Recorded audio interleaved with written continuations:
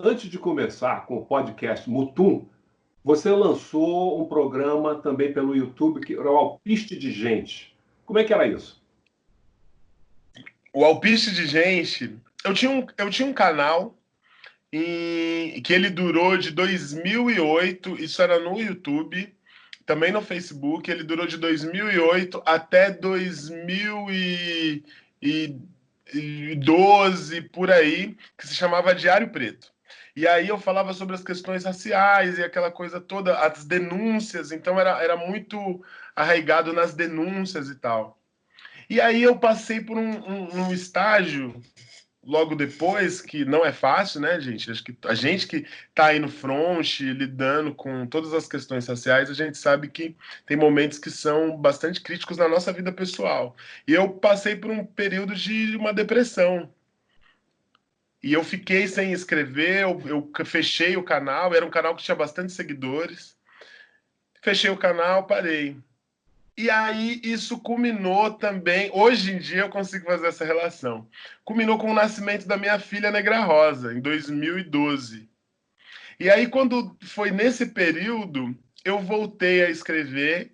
E aí eu falei, eu não vou voltar com o Diário Preto, eu gostaria hoje, depois de tudo que eu compreendi, falar sobre afeto. Porque a gente precisa falar sobre afeto. A gente precisa a gente precisa se proteger, a gente inevitavelmente precisa fechar o punho para ir para cima. Mas e aí, e aqui dentro? Como que funciona?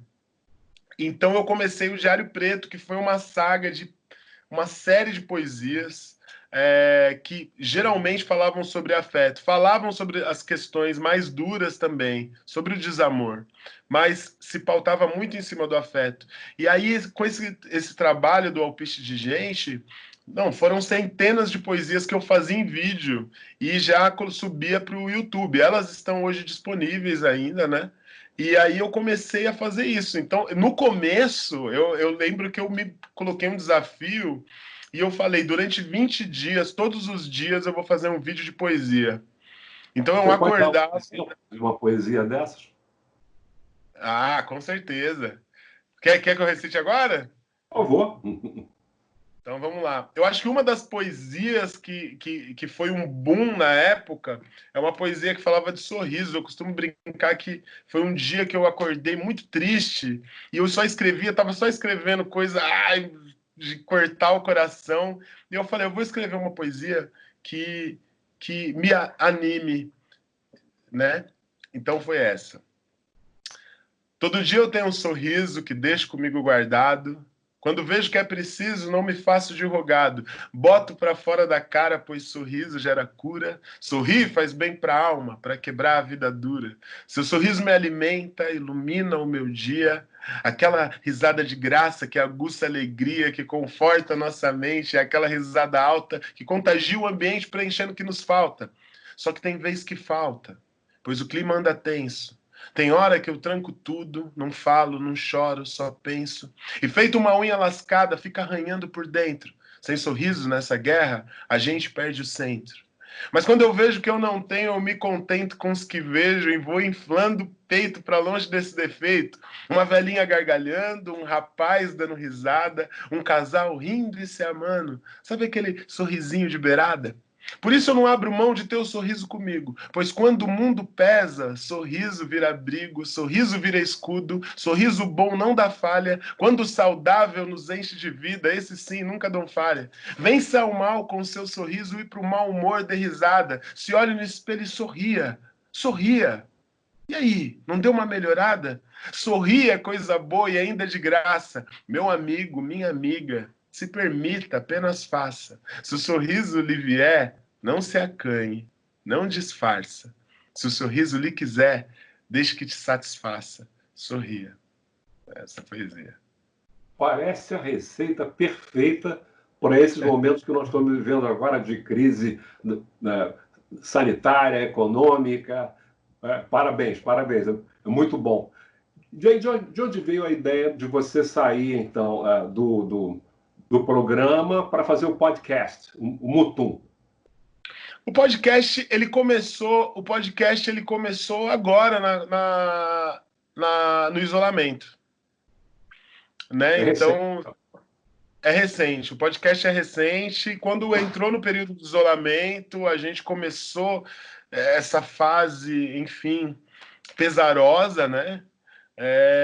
Então eu tive a ideia de colocar um podcast, né, no ar, porque trazer as poesias, também divulgar o meu trabalho, principalmente do meu trabalho solo, dos discos, que já são 2 também.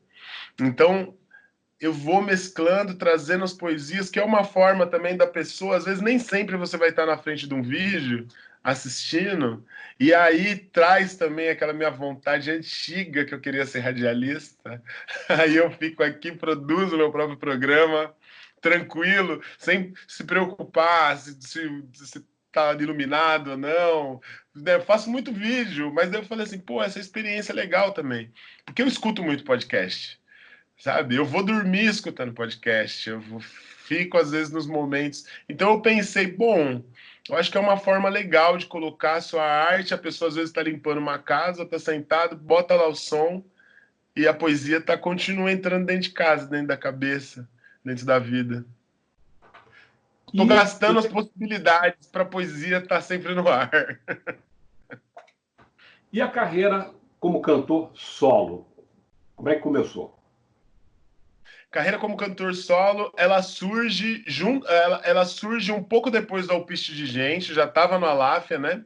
O Aláfia vai fazer 10 anos ano que vem. Então eu já estava no Aláfia, estava no processo do Aláfia, estava fazendo o Alpiste de Gente, e aí um belo dia eu falei assim, cara, estou fazendo as poesias, estou fazendo vídeo, mas eu tô sentindo a necessidade de me conectar com as pessoas, mas presencialmente.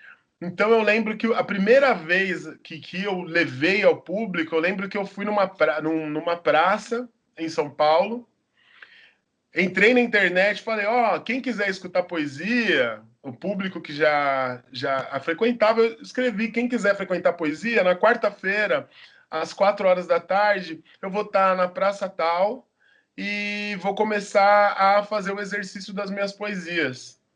E aí foi lindo, porque, tipo, isso foi numa segunda-feira. Eu acordei, eu lembro que eu peguei minha cadeira, uma cadeira que eu tinha articulada, peguei o metrô, fui pra praça, peguei minha cadeira, era um lugar que tinha uma grama bonita, botei minha cadeira lá e fiquei esperando da hora. E aí começou a chegar, chegou umas 30 pessoas. E ali eu li uma série de poesias minhas. Aí eu falei, na semana seguinte eu fui de novo.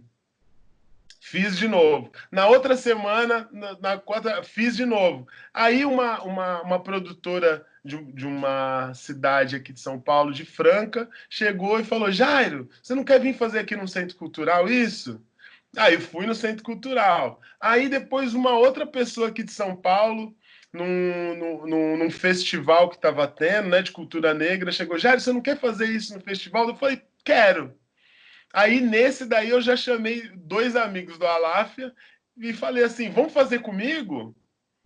Aí foi o gaitista e o baixista, foi. Aí passou um tempo, chamaram para um outro lugar. Aí eu falei: ô, Fábio Leandro do teclado, você não quer vir fazer brincar com nós também? E aí esse trabalho ele começa a surgir desse meio prático. Hoje, né, nós somos em 7, quase todos do Aláfia. Gente, uma banda com 16 pessoas com a Aláfia. Você não vai usar o produto que já está ali, os seus Claro. amigos que estão ali do lado. E aí, então, surgiu esse trabalho. Em 2017, eu lanço o primeiro disco, né? E foi uma forma bem experimental de eu falar, gente, vamos juntar, vamos fazer esse disco, vamos a algumas poesias. E aí foi para o mundo o disco, né, do Mutum, que se chamava Mutum, o primeiro disco, né? E hoje a gente já está no segundo disco, que se chama Venha Ver o Sol. Você mostrou isso com com a poesia que você declamou para a gente, tem um grande domínio da linguagem. Você, do ponto de vista acadêmico, você estudou literatura, alguma coisa assim?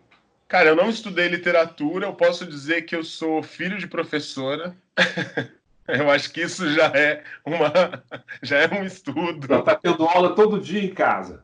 Já está tendo aula. Ela é uma das maiores corretoras de tudo que eu faço. Ela, ó, não, não, não. Aqui eu sou chamado de Jairinho, né? Então, não, Jairinho, aquilo que você colocou ali, você podia. Então, eu sempre tive esse amparo.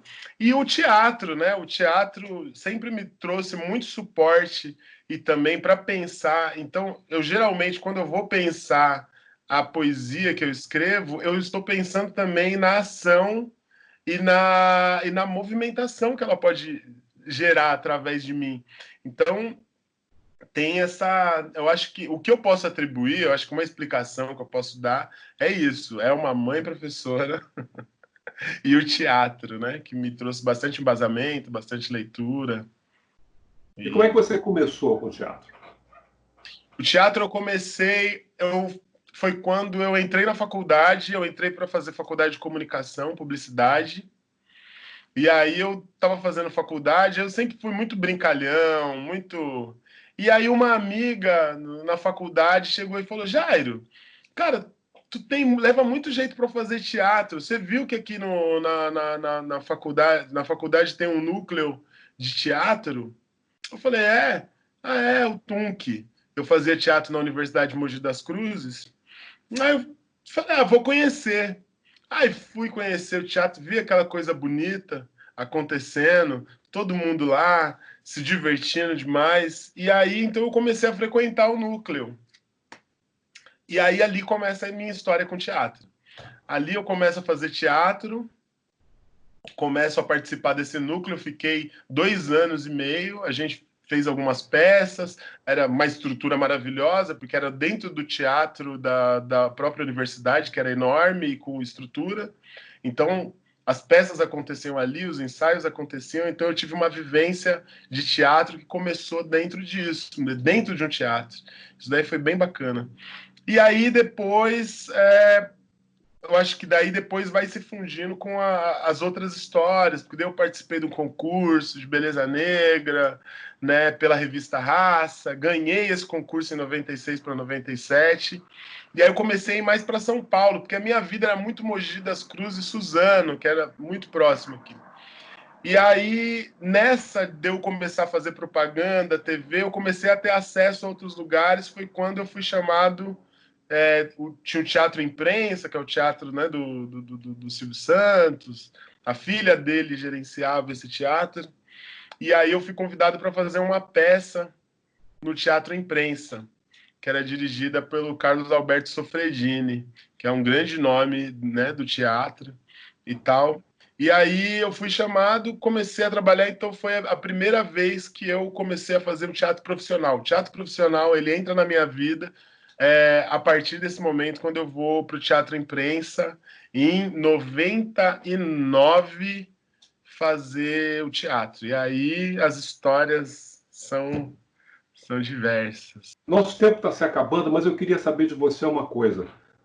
O que você nos aconselharia, especialmente a nós afro-brasileiros, aos brasileiros em geral, mas a nós especialmente, neste momento, para enfrentar, enfim, toda essa regressão que está havendo na sociedade brasileira, apesar de os negros nos últimos anos terem tido avanços na área da educação, etc., mas esses avanços estão ameaçados. O que você aconselharia? Eu acho que um grande caminho é o que a gente já vem falando há muito tempo, né? O que uma militância vem falando. É a gente pela gente mesmo. A gente tem que continuar produzindo cada vez mais cultura e usando principalmente das tecnologias para conseguir atingir cada vez mais pessoas, né? E afeto. Afeto eu acho que é importante. A gente foi, como eu posso dizer, apartado de muitas ideias relacionadas ao afeto, né? Com toda a maldade que acontece proveniente aí do racismo, proveniente da segregação, dessa segregação velada que a gente vive no Brasil, o afeto, então, é uma coisa que vai ficando para trás. Gente, vamos se amar. Vamos amar os nossos filhos. Vamos tratar bem os nossos filhos com carinho. Vamos olhar nos olhos. Vamos contar as nossas histórias. sabe? Porque eu percebo que cada dia que passa, as pessoas elas começam a se silenciar mais e deixar com que algumas tecnologias tomem conta da educação dos filhos, tomem conta do seu entretenimento. Vamos se olhar mais, vamos viver mesmo de uma forma prática. E eu acho que a gente tem muita experiência para trocar uns com os outros, né, não? E não se deixar abater, né? É aquela coisa assim, não é todo dia que dá para manter a cabeça erguida, mas é importante a gente saber que com a cabeça baixa a gente não vai chegar em lugar nenhum. Então, por mais que às vezes abaixe, saiba que tem que erguer. Não se demore muito, não, na tristeza. E vamos consumir os nossos artistas independentes, pretos, pretas, que estão aí trazendo tanta coisa. A gente está num momento muito lindo da nossa cultura, de uma efervescência muito bonita. Então, eu acho que é isso, né? Eu acho que vamos consumir leitura, vídeo, podcast, áudio, rádio, né? Cada vez mais, que é, inclusive, o que vocês já fazem há muito tempo. Eu vou dizer que vocês são uma referência para mim. Num dos diários pretos lá atrás, eu vou até vasculhar, porque depois eu tirei eles do ar. Eu fazia uma menção honrosa a vocês. Vocês não têm ideia, entendeu? Então, é isso. Vamos continuar acreditando na produção audiovisual, na produção intelectual do nosso povo, né? Vamos consumir, vamos botar para frente. É isso aí, Jairo. Cabeça erguida, vamos em frente. Muito obrigado pela sua participação. É uma produção riquíssima e a gente espera que com esse nosso programa mais pessoas tomem conhecimento disso e possam consumi-la da forma mais positiva. Obrigado.